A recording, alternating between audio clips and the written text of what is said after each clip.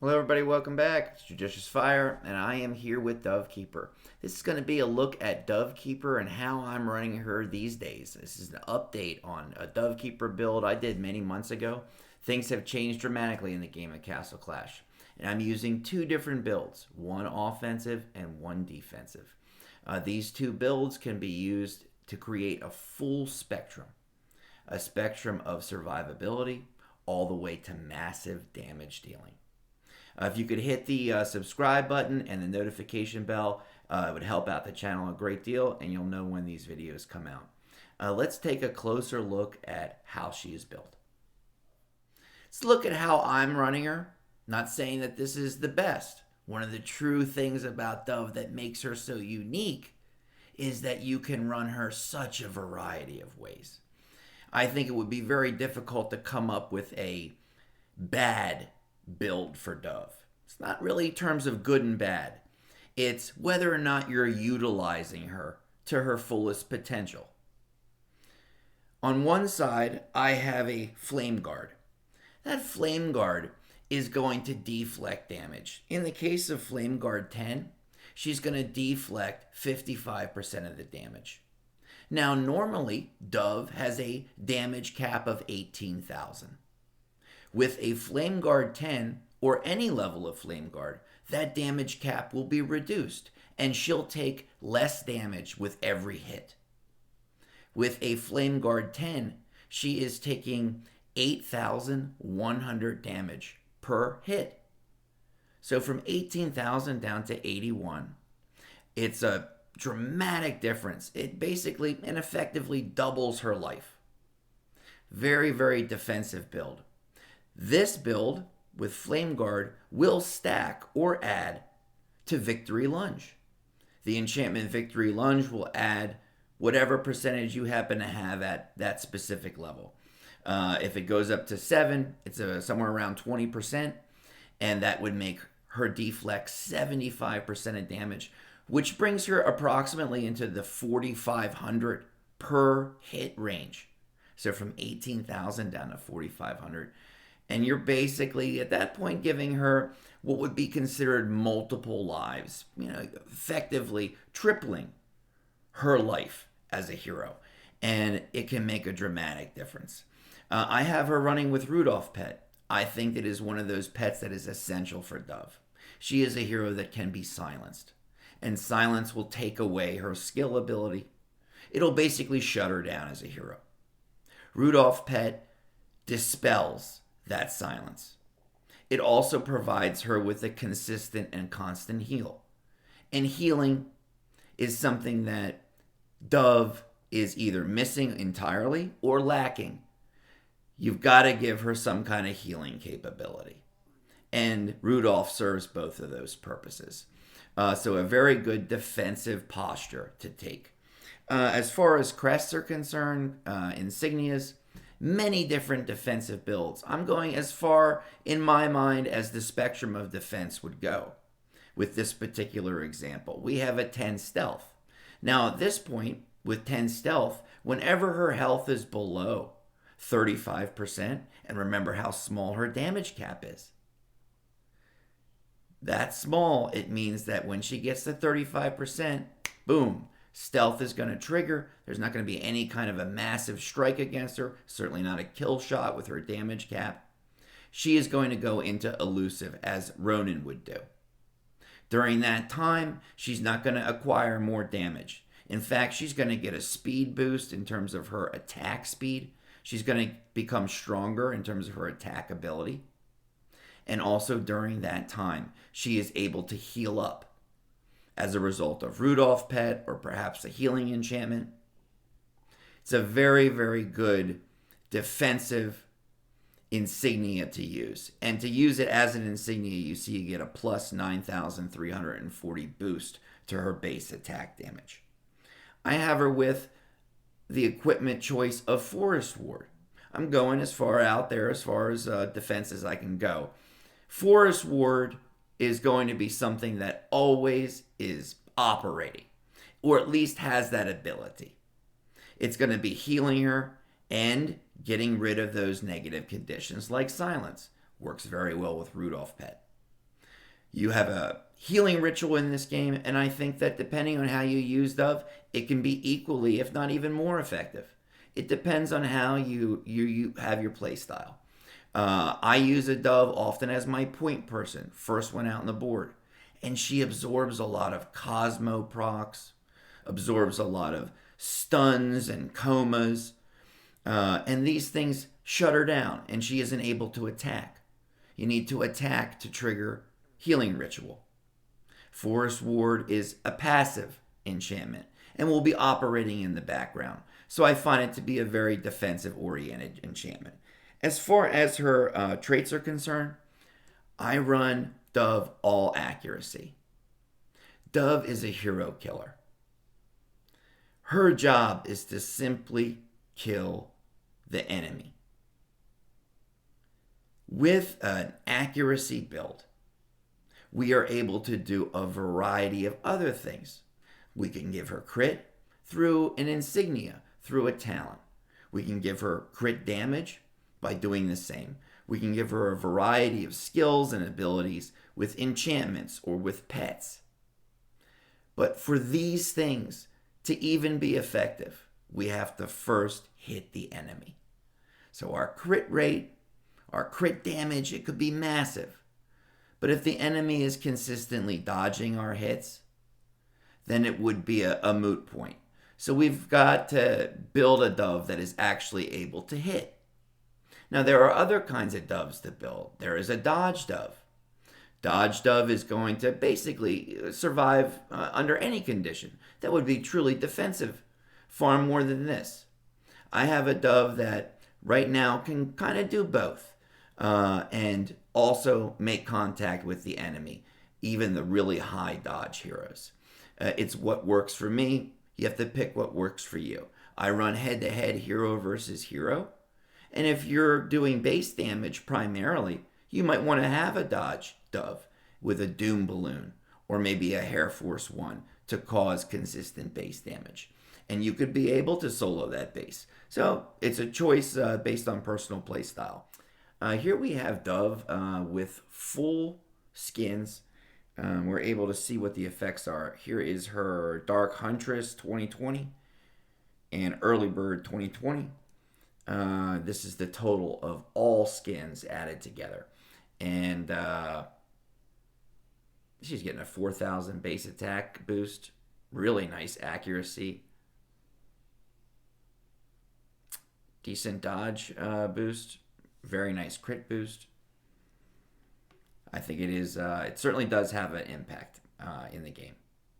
It's JJ Proceeds, one of our top players. I'll throw my Dove out. And just my Dove. The man will think I was drinking. Okay, just my Dove and nothing else. I have a combination of heroes that has been picked simply to cancel the Warden. So we just see Dove doing what she's doing without the aid of this whole stinking Warden system. Let's throw Dove out here and see how she does against all of these Breakthrough 30 heroes. And let's throw her on the Zeph side. Probably the worst side, where she's going to make primary contact with Zeph. She's going to be paralyzed. That paralysis will shut her down. Healing Ritual in that case would not be operating, except for its health pool bonus. It would not be providing any heals because she's not attacking. Forest Ward is able to act passively, even if she's in a paralysis state, comatized, any of these kinds of things. You see when her health starts to go down, it immediately starts to jack up again. You will see two different kinds of healing on Dove right now. You will see a healing, just like now, that it's a small little jump. That's Rudolph. You will see a healing that happens where whatever is remaining, just like that, wherever is remaining to be filled on the health bar, basically fills up entirely. That's Forest Ward activating. I understand that Forest Ward, you might think, hey, it has only a percentage chance to operate. Well, just look at this. I've never found personally that percentage chance to operate to be accurate. I find that Forest Ward is always consistently operating.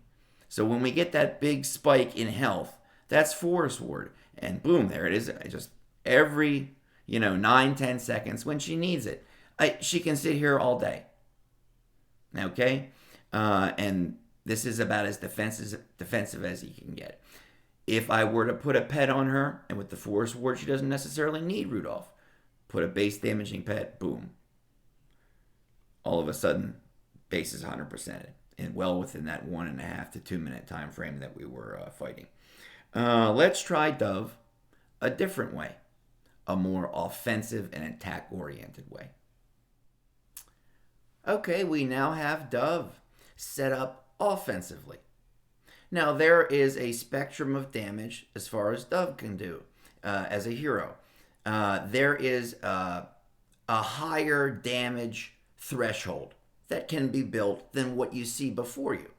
This is not a Dove that I'm trying to do max damage. Something like an Unholy Pact would be much better for that. I'm trying to build a Dove that doesn't go so far into damage dealing that she lacks total survivability. I want her to be able to make it through a 3-minute battle. So again, based on playstyle, I give her a Vigorous Fury. She is a hero that does critical damage very, very well. She's a surgeon in that way. She picks out one hero at a time based on which one has the lowest health. And she will rain down a strike that can be into the tens and tens of millions. And that can be achieved through critical damage. And this is one way to do it. With Vigorous Fury, she is going to be boosted in health by 170%. This applies in combat and will not register here in these numbers as far as her statistics go when we're looking at her in the altar. It will give her a crit increase of 90%. Huge. I run a 10 Brute Force, which will give me increased critical damage. So after I do a crit hit, this Brute Force is going to make sure that that crit hit is for a really, really high damage number. We also get a very nice insignia bonus by running the Brute Force as our insignia and not as our main talent. As far as her enchantment goes, we're now going completely offensively. A 7 Hyper Strength. It's about as offensive as you can go in terms of the enchantments that are available currently in the game. This is going to give her an attack increase of 65%. That is dramatic in terms of how enchantments go. Let's go and take a look at what this particular pet does. This is the pet Brave Croc. Brave Croc I have outfitted with all crit and all crit damage. It's going to provide those statistical bonuses to Dove. We already have a base attack of about 65,000. But we now have a critical likelihood base number of 3,000.